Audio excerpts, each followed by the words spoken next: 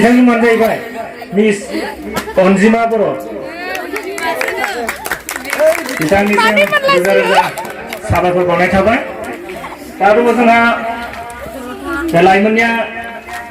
लाइमोननि बिबानगिरिफोरनि सिनायथिया जानानै थांखांबाय दा दङ जोंहा माइयावफोरनि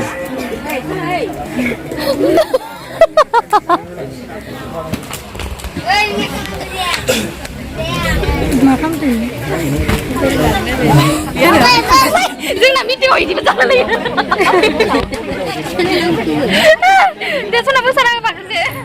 Hello everyone, welcome back to my channel. बयखौबो आंनि चेनेलाव बरायनाय बावहरनाय थाबाय जोंनि गामियाव मोनसे दिनै फिसा सेमिनार दङ फरायसा गथ'फोरनि ओमफ्राय मेट्रिक आनजादाव पास जानाय गथ'फोरनो मान फालि बावनाय जायाखैमोन स' एसे लेट जाबाय देग्लाय बिनिनो एसे फिसा सेमिनार खुंदो स' नोंथांमोनानो लांबाय थादो मैया दसे मोनाबिलियाव खालामदों आरो दानि फुंनि 7टानिफ्राय 8:30सिम खालामदों बे आजारखौ मेथाइखौ आंनो सुजुदोंमोन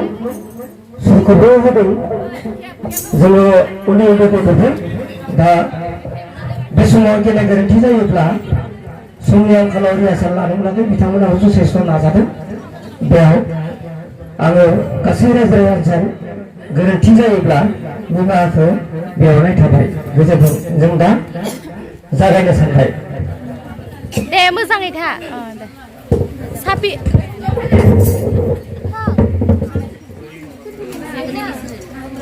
ओइ राजा ओइ बे साबि थांब्रा जमा जमा थांफानांगौ जायो गथ'फ्रा एफिन ना मामा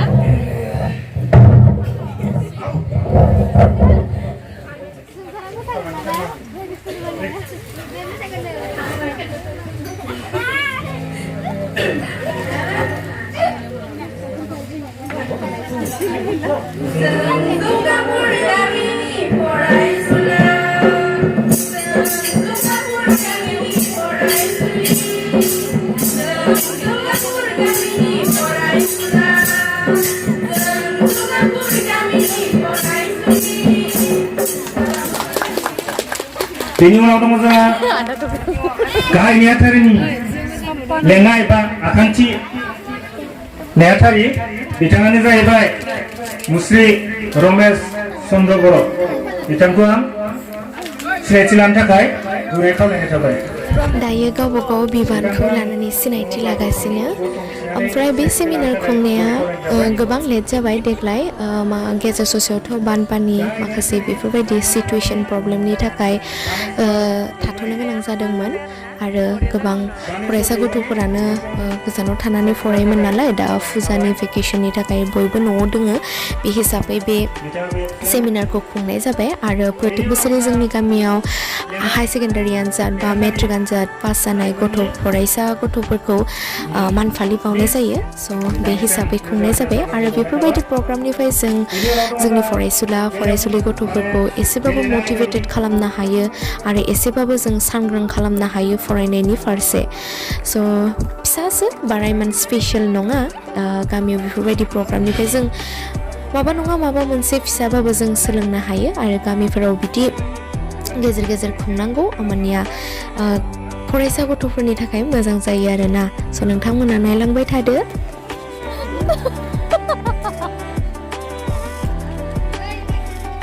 बेनिखायनो नैबे मान बिलाइखौ आं एसे फरायथिना होनोसै मावखुलि जौगापुर गामि आफाद सासेनिखौनो आं फरायथिना होदों लाइजाम सोग्रा रौता जिल्ला उदालगुरि बिटिआर आसाम मान बिलाइ सिम फरायना सन्ध्या रेखा बर' बिफा मुस्रि बिनियान कुमार बर' बिमा मुस्रिमा इन्द्रेश्वरी बर' गामि जौगापुर लाइसु रौता जिल्ला उदालगुरि बिटिआर आसाम अनजालि सन्ध्या गिबियावनो जौगापुर गामि आफादनि जानानै सोलोंथाइ जांख्रिथायारि हामग्लायनायखौ बावहरग्रोनाय जाबाय बे मान बिलाइनि गेजेरजों जौगापुर गामि आफादा नोंथांनिसिम गोजोननाय फोरमायो दि दुलाराय आसाम नाङैनो सेबा जों खुंजानाय 2022 मायथाइनि HSLC आनजादखौ सेक्रेड हार्ट हाई स्कुल रौता सारियालिनि जानानै बर' आयदायाव 83 इंराजि आयदायाव 85 सानखान्थि आयदायाव 94 बिगियान आयदायाव 90 समाज बिगियान आयदायाव 95 आरो बुहुमखौरां आयदायाव 91 गासै 538 अनजिमा जौखोन्दोआ जाबाय 89.66 जौखोन्दो लानानै सेथि मासियाव उथ्रिसारनो हानायखौ जौगापुर गामि आफादा गोजोननाय बावबाय। अनजालि बिनानाव, मेलेमनि बादायलायनाय जुगायाव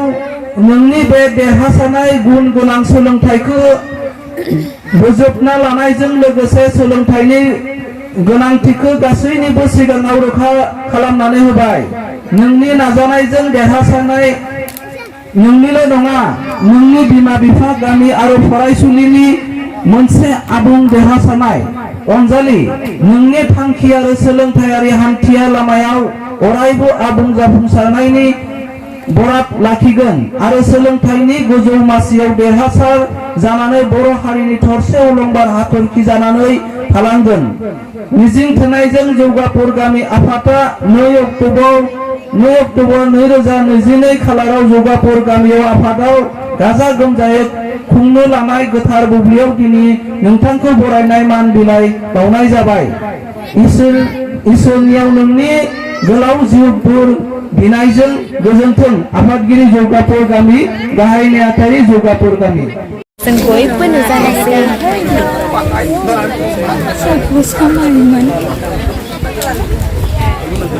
मानि उल्टा जाबाय दे आखाइ खबनानै रायजो राजाफ्रा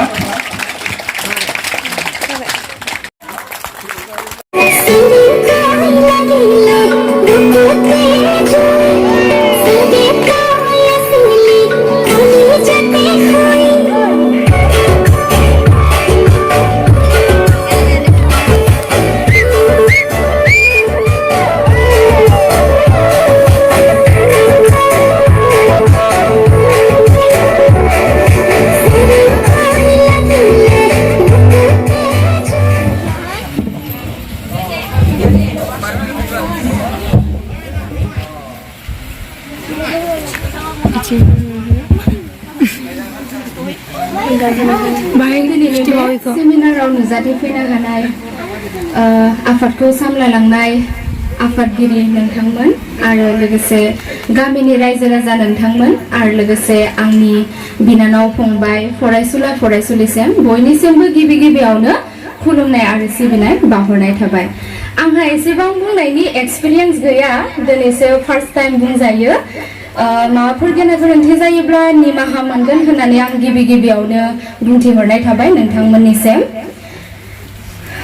फाइनाली आं ग्रेजुएशनखौ कमप्लिट खालामबाय। दा आङो मास्टार डिग्री फार्स्ट सेमिस्टाराव फरायगासिनो। आं जिखिनि दा BA कमप्लिट खालामनायनिसिम आङो 15 बोसोरानो जाबाय। 15 बोसोर क्लास 1 निफ्राय BA कमप्लिटआ 15 बोसोर। 15 बोसोराव आं जिखिनि गावनि एक्सपिरियेन्स मोनबोबाय बेखौनो आं नोंथांमोननो एसे जि हायो शेयार खालामनो नाजाबाय। नोंथांमोननो एसे आंनि फंबाय आरो बिनानावमोननिनो एसे हेल्प जागोन होननानै। एसेबांखिनि आंबोथ' रिजाल्टखौ मोजां खालामनो हायासै साननाय मथे, थेवबो आं मेट्रिकआव हाई सेकेन्डारियाव फार्स्ट डिभिजन लाखिनो हाबाय, बेखौनो आं गोजोननाय थाबाय। एसामिस मिडियामजों बिलं खालामदोंमोन। गावनि बिमानि रावनिफ्राय एसेबाबो आलादा जायो, थेवबो हानायखिनिखौ नाजानानै दिनै बेखिनि लामायाव सफैबाय आङो। आं आरो ग्रेजुएशनखौबो आं फार्स्ट डिभिजन लानानै उथ्रिनो हाबाय। स' ग्रेजुएशननि माने BA नि खौथ' बे सेकेन्डारि माबा BA आव ग्रेजुएशनाव आङो 87.2% लानानै आं उथ्रिनो हादों। जोंनि टंला कलेजाव आङो सेकेन्ड पजिशनाव, आंनि लोगोआ मोनदो 87.6 आरो आं मोनदो 87.2। स' लास्टनि पइन्टआ एसे डिफारेन्स जाबाय आरो। ओमफ्राय आं गोजोननाय मोनबाय। फार्स्ट टाइमाव आं बुंनो थाङोबा जेब्ला जों LP स्कुलाव फरायदोंमोन, जोंना बिथां आमाय देबखौबो आं लोगो मोनदोंमोन। जोंखौ फोरोंनो मोनदोंमोन, क्लास 5 सिम फोरोंनो मोनदोंमोन। बे समाव आं फरायनायाव ओरैबायदि माने बुहुद मा होनो फरायनायाव आं एसेबांखिनि मोजां नङामोन आरो माने गावनि दायित्वखौ फालिनायाव एसेबाबो माबामोन आरो दासो ओमफ्राय जेसेबांनो गोदोर क्लास जालांबाय एसेबांनो माने एक्सपिरियेन्सखौबो मोनलांबाय ओमफ्राय आङो जेब्ला LP स्कुलाव फरायदोंमोन एसेबांखिनि माबा नङामोन आं फरायनायनि फारसे गाधा बुंजायोमोन आरोना बुंनो थाङोब्ला ओमफ्राय गोबां बुजायोमोन जोंनि टाइमाव हरबो शिक्षा नङामोन दे जों खिन्थु गोबां बुजादोंमोन LP स्कुल टाइमाव जों क्लास 6, 7 सेम गोबां बुजादोंमोन आरो बे दानियाथ'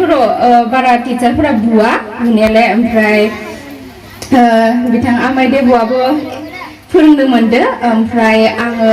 जेब्ला क्लास 8 आव उथिबाय अब्ला आङो माने फरायनायनि फारसे ओरैबायदि गोसो जबाय आरोना बुंनो थाङोबा आं फार्स्ट अफ अल आंनि आइ आफाखौ आङो जोबोद थेंक इउ बुंनो सानो दुखु खस्थ'नि गेजेरजों हायाब्लाबो दा एसेबांखिनि फरायहोगासिनो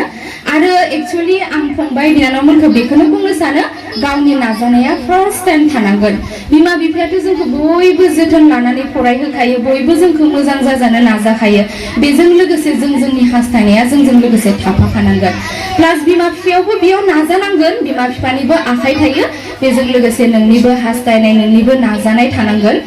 आं गोबांखौनो गाव हारसिं नाजायोमोन इदि दाबो आङो दा मास्टार्स डिग्री फरायबाय थादों आं बर' लोगोखौनो मोनाखै जोंनि बे मास्टार्सआव आं दा नलबारियाव कुमार भास्कर वर्मा संस्कृत इउनिभारसिटियाव फरायगासिनो बेयावबो गोबां बर' स्टुडेन्टफोर खम ओमफ्राय एडजास्ट जानो जोबोद माबायो आरोना स' ग्रेजुएसन कमप्लिट खालामब्ला जेब्ला गोजानाव फरायनो थाहैगोन अब्ला मोनथिगोन गोदान जायगा सोलायनायजों बुहुत एडजास्ट जानो बुहुत टान जायो ओमफ्राय आरो आं बेखौनो बुंनो सानो जे आगैमोना नाजालांबाय था मालाबाबो नार्भास जानाङा औ जोंनो जेन फार्स्ट डिभिजन लाबाल' बा मोजां मार्क लानो हाबाल' फरायनाय बा आंना फरायनाया गाज्रि आं फरायला बिदि दासान फरायनायखौ जोङो जास्ट नट ए जब अनलि जों जिउआव माबायदि दावगानांगौ जों जिउआव माबायदि आगानाव सुरबाला जोङो जिउनि थांखिसिम सहैनो हागोन बेखौ अरायसम गोसोआव लाखि जे फरायनाया बेल' नङा जे आं साख्रिनि थाखाय फरायगोन बे नङा जिउआव गोबां प्रब्लेमजों गोबां सिचुएशनजों जोङो फेस टु फेस जानोबा जोंनो 1 नाम्बार एजुकेशनखौ नांथारगोन जिखुनु खेत्रआवनो जाया मानो मोनसे संसारखौ सामलायनायनि खेत्रआवनो जाया मानो जिउआव माबा मोनसे लामा सायख'नायनि खेत्रआवनो जाया मानो अब्ला जोंनो शिक्षाखौ नांथारगौ जों दानि बावै आमाय देब'आ बुंलांबाय जे शिक्षा लादों जेब्ला आं फार्स्ट डिभिजन थांनो हादों आङो मोजां मार्क लानो हादों जुदि नोंहा मरेल भेलुआनो गैयाब्ला अब्ला मा लाब थाखो नङा होनबा मरेलिटिया मोस्ट इम्परटेन्ट सासे स्टुडेन्टनि थाखाय गोदोर गोलाव फरायनानै साख्रि मावनानै आं गोदोर गोलाव फरायबाय साख्रि मावबाय फिसा फिला मानसिखौलाय आं मा बाथ्रा खालामबावनो बे नङा मेनलि सासे सोलोंथाइ हिसाबै मेन गुना मरेलिटियाव थाङो जेन जों गोदोरखौ जों सनमान खालामनो रोंनांगोन उन्दैखौ जोङो अननाय जासिनो रोंनांगोन आरो रोङिखौ जों फोरोंनो हानांगोन जोंनि बिमा बिफायाथ' एक्चुअली आंनि बिमा बिफायाथ' मेट्रिक पासखौनो जायाखै जोंहा आइयाथ' स्कुलनि दरजाखौनो थांनो मोनाखै थेवबो आंखौ एसेबांखिनि नाजाबाय बा माने एसेबांखिनि दावगानायाव आंखौ हेफाजाब होबाय बेनो आरो ओमफ्रायो आरो आं बुंनो सानो बिनानावमोना जायबा दा ग्रेजुएसन हायर सेकेन्डारि पास खालामनानै जायबा BE आव दा फरायगासिनो बिसोरो मेजर लाना फरायदो जानो हागौ मोजाङै फरायबानो जाबाय दा एसे प्रसेसफोरा सोलायसिगोन आरोना नोंसोरो मेट्रिक पास जाबाय बा हायर सेकेन्डारियाव जेरैबायदि लिरदोंमोन मेजरनिया अकमान आलादा जायो नोंसोरो सेस्था खालामलांबानो जाबाय आगैमोना नाजालांबाय थाबानो जाबाय आरो माखौबा रोङाबा सोंबानो जाबाय आरो आं बिमा पेरेन्टसनिसिम फंसे बाथ्रा बुंनो सानदों आं जोंनि गेजेराव गोबां बेबायदि नुयो देरबा रोंगोन दे देरबा सोलोंगोन दे बे नङा जोङो रानाय औवाखौ मालाबाबो जों फदबनो हाया बे नंखागौ स' बेनिखायनो औवा फिसानिफ्रायनो जों जोथोन लानांगोन बेखौ सिदा खालामनो राबाथाय जों बेखौ फदबनोबो हाफिननाय नंला आरो बे दब्बायबो जों सिदा खालामनोबो हाफिननाय नंला बेनिखायनो जोंनि जि दा बिमा बिफा आं बुंनो सानदों जों जोंनि आं गुबुन हारिनिसाय जोंनि बर' हारिखौ जोबोद एजुकेशनाव बारा आल लानाय नुवा पेरेन्टसफोरखौ देरबा सोलोंगोन देरबा रोंगोन बिदि नङा उन्दैनिफ्रायनो दाव जतन लाबासो बे मोजां जाहैगोन आरो फिउचाराव बेनिखायनो दा जा माने स्कुलाव थोनलांनांगौ आं गोबां नुयो जोंनि गामियाव आरो जोंनि गामिखौ जोङो साक्सेस खालामनो हांगोन जोंनि दारासो जों जुदि आवगायलाङोबा जोंनि गामियाबो आवगायलांगोन दा जोंनो सम्पद आरोना बुंनो थाङोबा जों गामिनि बेनिखायनो जों बयबो सोलोंथाइखौ ला बयबो जाहाथे बयबो गथ' गथायफोरखौ दानिफ्रायनो मोजां खालामलांनो नाजा आरो रावखौबो जों स्कुल थाङा बा फरायहोआ बिदि नङा आरो बयखौबो थोनहरबानो जाबाय बिमा बिफाया आल लायै बा एसे जोथोन लायै ओमफ्रायो बेखौनो बुंनो सानो आं बारा इमान बुंनो रोङा थेवबो जिखिनि हायो आं दिनै बुंबाय आंनि बुंनायाव माबाफोर गेना गोरोन्थि जायोबा नोंथांमोना निमाहा होबानो जाबाय दिनैनि बे सेमिनाराव आंखौ फंनैसो बिबुंथि होनो खावलायनायलाय आं दिनै बेखिनिखौनो बुंनानै नोंथांमोननिसिम सिमां बावहरनाय थाबाय गोजोन्थों सोलोंथाइ लानानै मानि बुङो जानानै न'खर संसारखौ दानांगोन खोमसिजों मोजां साग्लोबजानो नाङा सोलोंथाइ लानानै मानि बुङो जानानै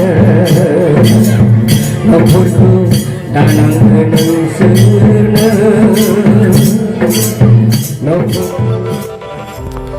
So guys, दिनैनि भिडिअ बेसेनोसै नोंथांमोना नायनानै मोजां मोनबायबा like comment subscribe and share खालामना होबानो जाबाय Thank you for watching. See you next video.